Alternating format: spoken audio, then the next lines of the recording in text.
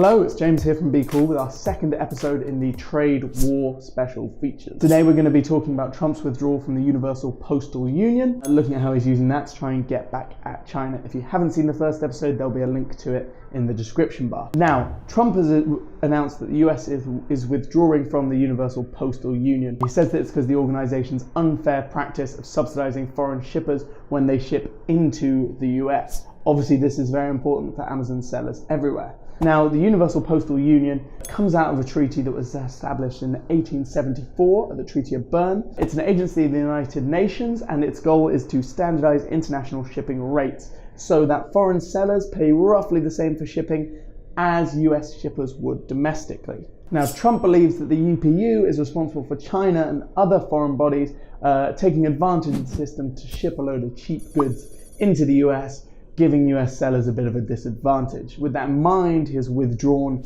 or signaled the US is willing to withdraw from the treaty, which will take about a year to come through. He says that the UPU is to blame for the flood of counterfeit goods coming into the US market from China, which of course has caused all sorts of problems for US sellers across the country.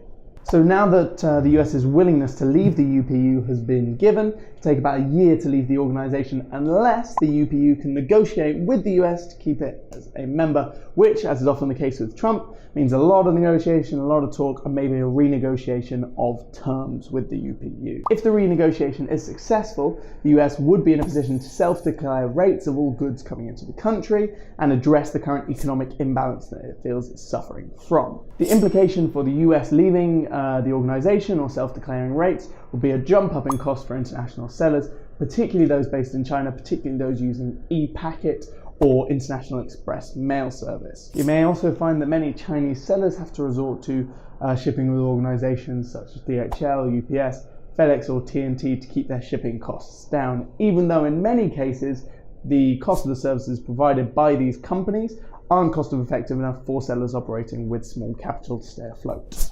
Some Chinese sellers may find it worthwhile to start selling FBM rather than FBA, foregoing many of the advantages that they've been enjoying with FBA's help, such as more increased likelihood of winning the buy box. Western sellers can take advantage of these changes using tools like BQool Repricer to help win the buy box back from Chinese sellers who have been piggybacking on their products for a little while. These changes in how the market works may also force Chinese sellers to start sending over their goods in larger kind of bulk groups and avoiding small individual packaging fees. With Amazon raising its storage fees each year, however, overstocking at FBA warehouses may become an increasingly big issue. With the US no longer subsidizing international shipping, Chinese sellers who have traditionally focused on high volumes of cheaply manufactured goods may find that their business model has to change quite dramatically in order to stay relevant. At the end of the day, US sellers may benefit rather a lot from these changes, as the playing field is leveled and they're no longer outpriced by foreign competitors. The age of being outpriced by people based in China